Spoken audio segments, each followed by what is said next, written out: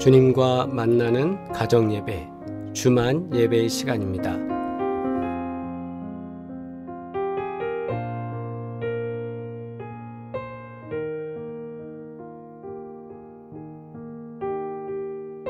우리 시간 함께 기도드리겠습니다. 한 해를 뒤돌아보며 주님의 은혜를 기억하시기 바랍니다. 하나님, 지금까지도 오신 은혜 감사합니다. 주님의 은혜로 승리하였습니다. 주님만 사랑합니다. 우리 시간 함께 고백하며 기도드리겠습니다.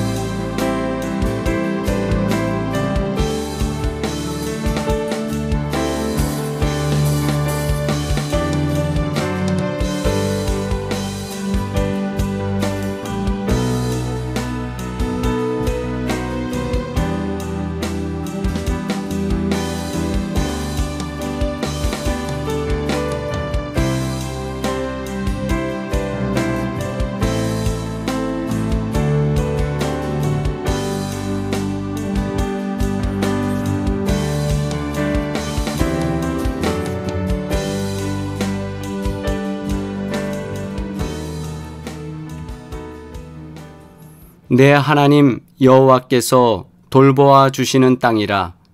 연초부터 연말까지 내 하나님 여호와의 눈이 항상 그 위에 있느니라. 아멘. 우리 함께 찬양 드리겠습니다. 선한 능력으로 찬양 드리겠습니다.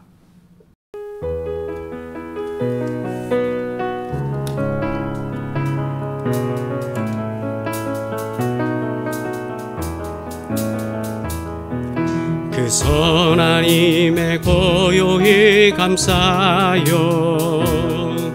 그 놀라운 평화를 누리며 나 그대들과 함께 걸어가네. 나 그대들과 한 해를 여네. 지나간 어물 어둠의 날들이 무겁게 내 영혼 짓눌러도 오 주여 우릴 외면치 마시고 약속의 구원을 이루소서. 그 선한 힘이 우릴 감싸시니 믿음으로 일어나릴 기대하네. 주 언제나 우리와 함께 계셔 하루 또 하루가 늘 새로워.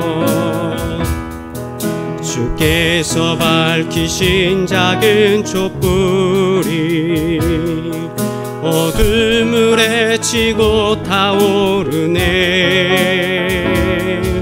그 빛에 우리 모두 하나 되어 온 누리에 비추게 하소서.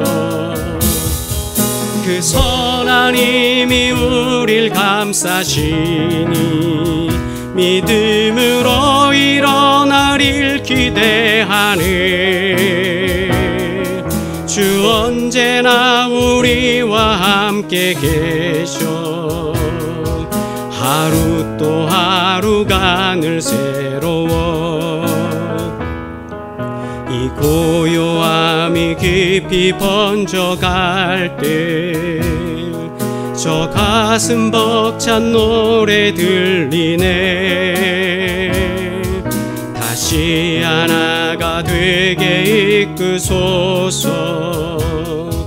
당신의 빛이 빛나는 이 밤, 그 선한 힘이 우릴 감싸시니 믿음으로 일어나릴 기대하네.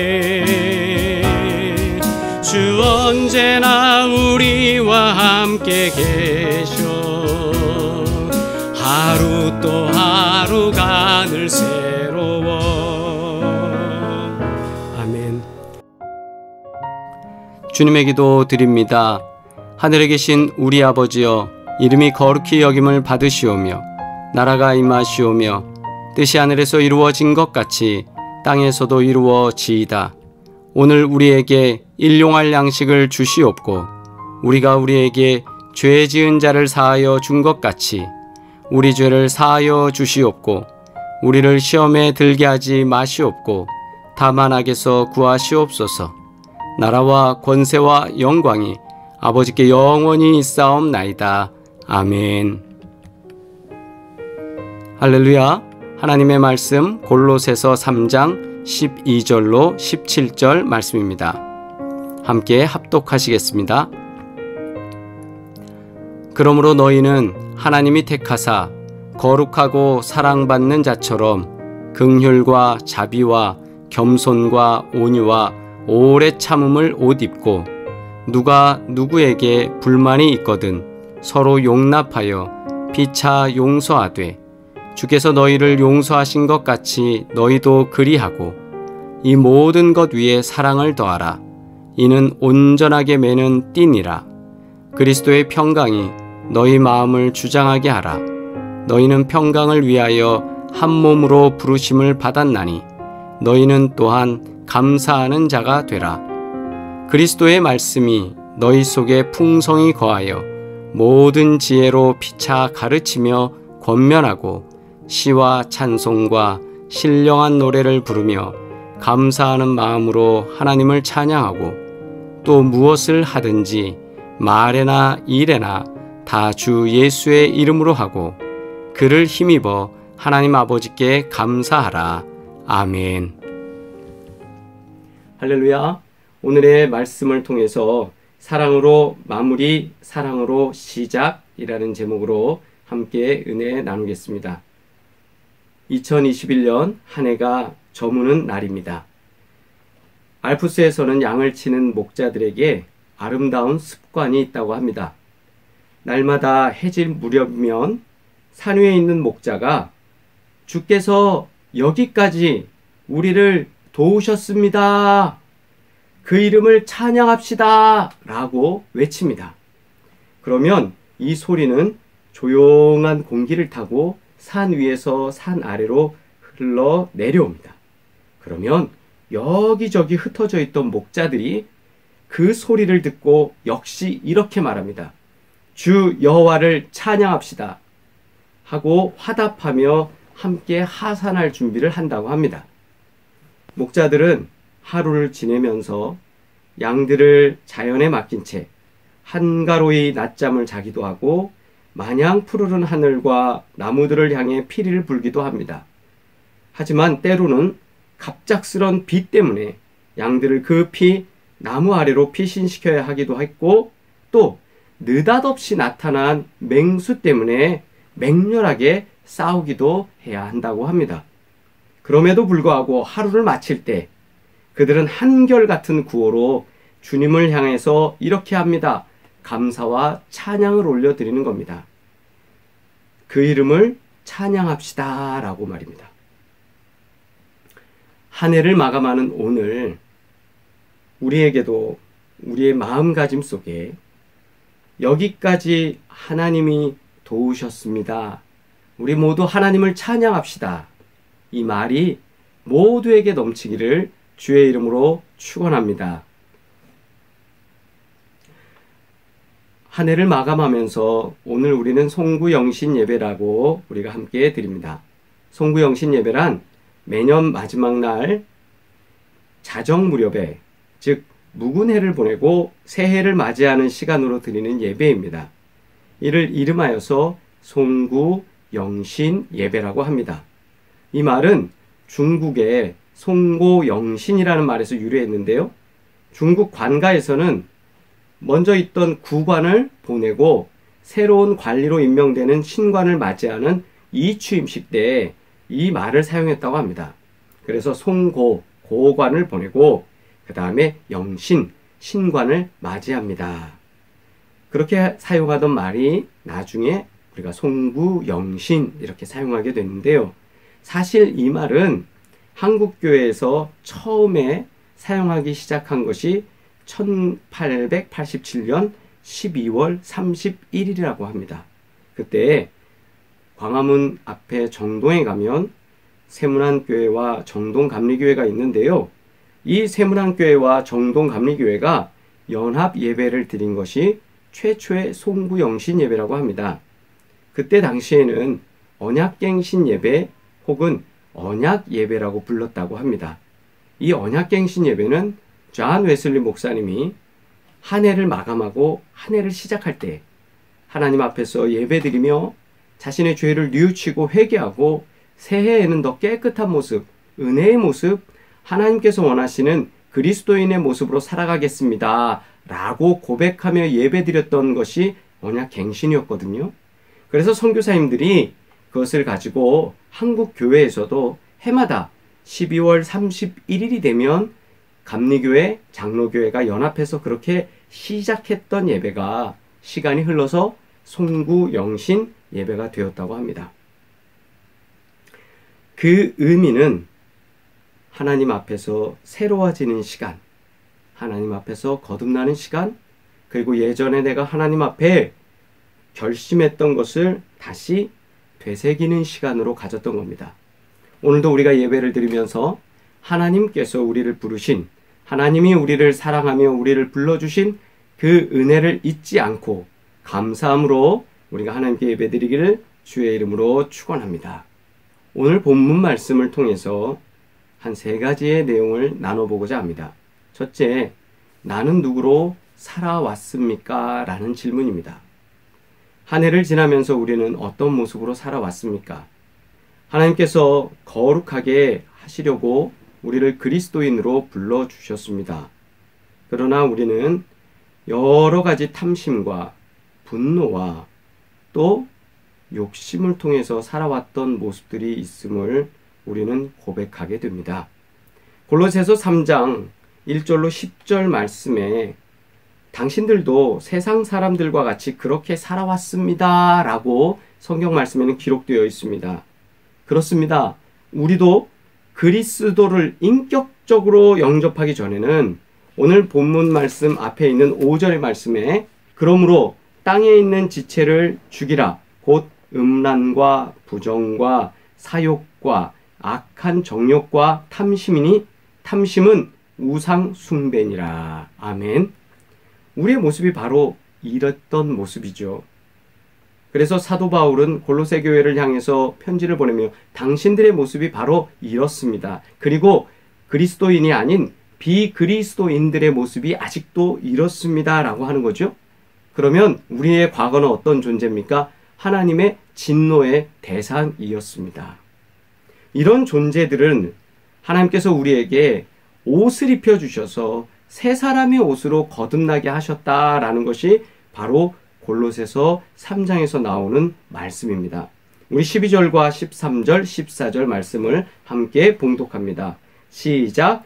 그러므로 너희는 하나님이 택하사 거룩하고 사랑받는 자처럼 긍휼과 자비와 겸손과 온유와 오래 참음을 옷 입고 누가 누구에게 불만이 있거든 서로 용납하여 피차 용서하되 주께서 너희를 용서하신 것 같이 너희도 그리하고 이 모든 것 위에 사랑을 더하라. 이는 온전하게 매는 띠니라. 아멘. 새로운 2022년, 이때는 하나님께서 주시는 거룩한 옷을 입으시길 주의 이름으로 축원합니다. 우리가 본성적으로는 5절의 말씀과 같이 정욕과 탐심으로 가득한 존재들입니다. 그러나 예수 그리스도를 통해서 우리에게 새로운 옷이 입혀졌다라는 것입니다. 여러분, 옷이 얼마나 중요합니까? 옷을 입는 것에 따라서 그 사람의 신분이 달라지고, 옷을 입는 것에 따라서 그 사람의 인격이 달라지고, 옷을 입는 것에 따라서 그 사람을 향한 우리가 바라볼 때 저 사람의 모습이 달리 보이게 될 때 있지 않습니까? 현재도 이런데 고대 사회에서는 이것이 더 많은 차이가 있었습니다. 어떤 옷을 입느냐? 그것이 그 사람의 신분이었거든요. 그런데 우리가 죄인의 모습으로 사는 것이 아니라 우리에게 새로운 옷을 입혀주셔서 하나님 아버지의 자녀로 살 수 있도록 옷을 입혀주신 사실, 우리가 그것을 기억하시면서 언제나 하나님께서 주신 은혜로 살기를 주의 이름으로 축원합니다. 둘째입니다. 나는 얼마나 용서하고 살아가고 있습니까? 시기, 질투, 미움, 비방보다 용납하고 용서하기를 좋아하는 사람입니까? 아니면 저 사람에 대해서 우리가 시기하고 질투하고 그 사람의 잘못에 대해서 우리가 기억하면서 계속적으로 말하고 씹고, 소위 말해서 많은 사람들에게 전달하고 있는 사람들입니까? 골로새 교회에도 성도들 사이에 여러 가지 불화가 있었습니다. 또 고린도 교회에도 성도들 사이에 불화가 있었습니다. 초대교회 모든 성도들 사이에도 갈등과 불화가 있었습니다. 아니, 천국 같은 교회인데 그런 게 말이 됩니까? 라고 말할 수 있습니다. 그런데 사람이 모인 곳엔 본성적으로 아까 말씀드린 정욕과 탐심과, 그리고 우리가 우상 숭배라는, 돈을 사랑하는 그것 때문에 우리가 갖게 되는 여러 가지 불편한 진실이 교회 안에도 있습니다. 그런데 그 모든 것을 극복할 수 있는 것, 그것을 신앙의 힘, 즉 오늘 말씀 속에서는 서로 용서하라는 것입니다. 서로 용서할 때, 용납할 때, 그렇게 받아들일 때 교회는 하나 된다라는 것이었고, 그리고 성도는 서로 용서가 필요한 불쌍한 죄인임을 서로 인식해야 합니다. 왜냐하면 내가 옷을 벗었을 때, 그리스도의 옷을 벗었을 때는 나는 이미 정욕과 탐심과 또 우상 숭배로 가득한 본질적 인간이라는 사실, 그것을 우리는 이해해야 하고 용납해야 합니다. 그래서 서로를 향해서 용납하는 교회, 서로를 받아주는 교회, 서로를 용서하는 교회로 살아가라. 이것이 바로 골로새서 3장에서 교회를 향해서 주신 말씀이거든요. 우리가 한 해를 지나면서 얼마나 용서했는지, 얼마나 받아들였는지 우리가 다시 한번 진지하게 고민하고 반성하면서 우리가 서로 용납하기를 바랍니다. 가족이라는 존재가 어떻습니까? 저희 집 아이들도 서로 별거 아닌 것 같고 치고받고 뭐라 언성도 올라갔다가 서로 뭐 보니 안 보니 할 때 있습니다. 그런데 참 신기한 건 시간 지나면 다 서로 희덕거리고 재밌어 하고, 누나 없이 못 살아, 뭐 동생 없이 못 살아, 이러면서 살아요. 왜 그럴까요?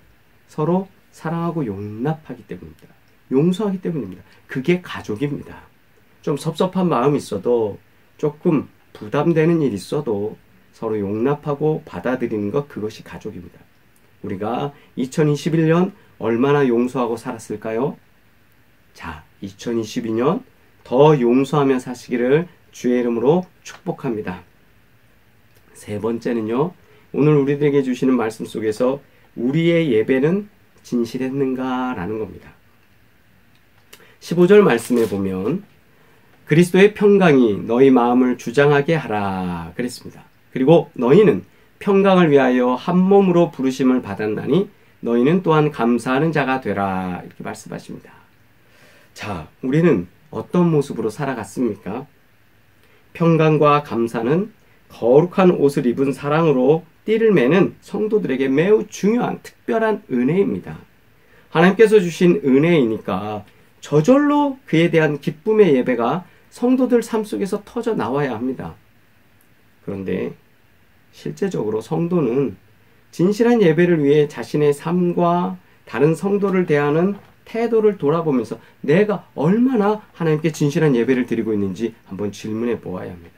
특별히 2020년부터 21년까지 올해까지 시간을 지나면서 우리는 영상의 도움을 받아서 유튜브를 통해서 예배를 드리기도 했고요.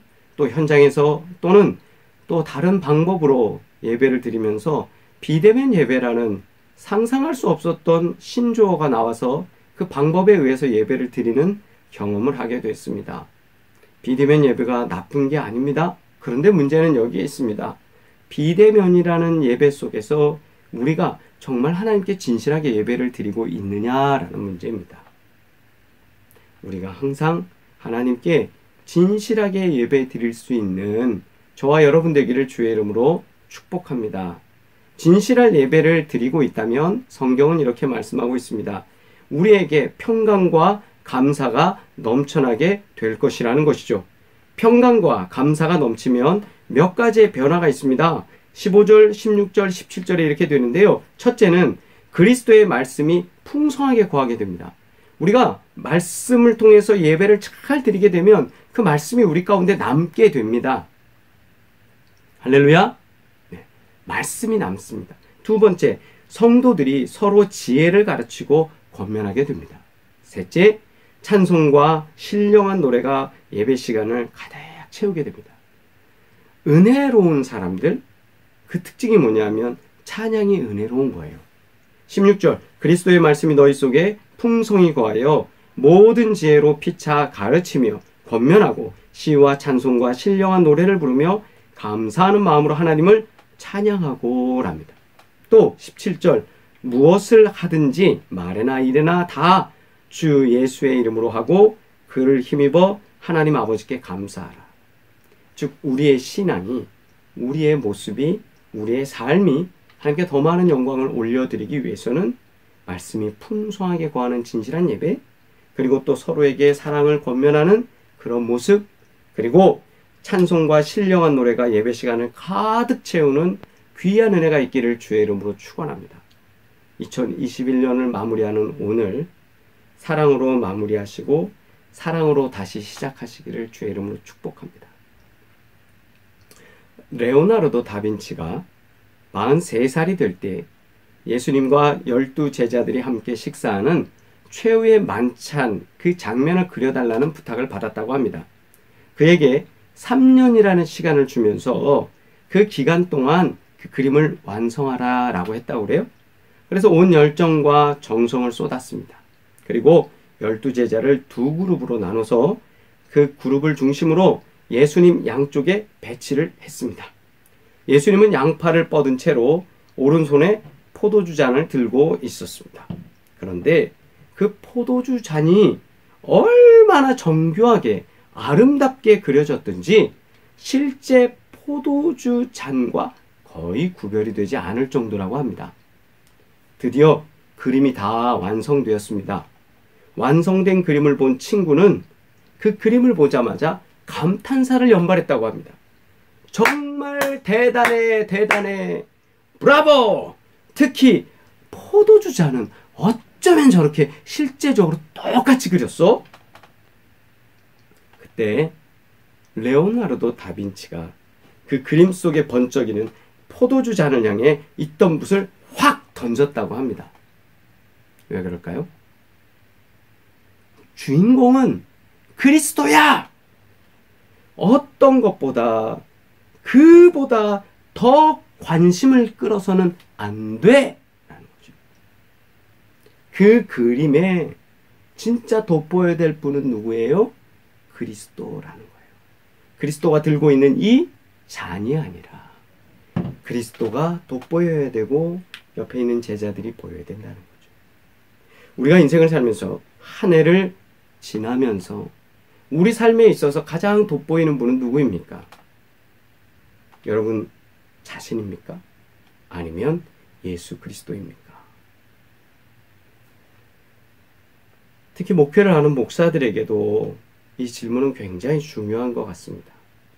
저도 이 예화를 읽으며 저에게 먼저 질문을 했습니다.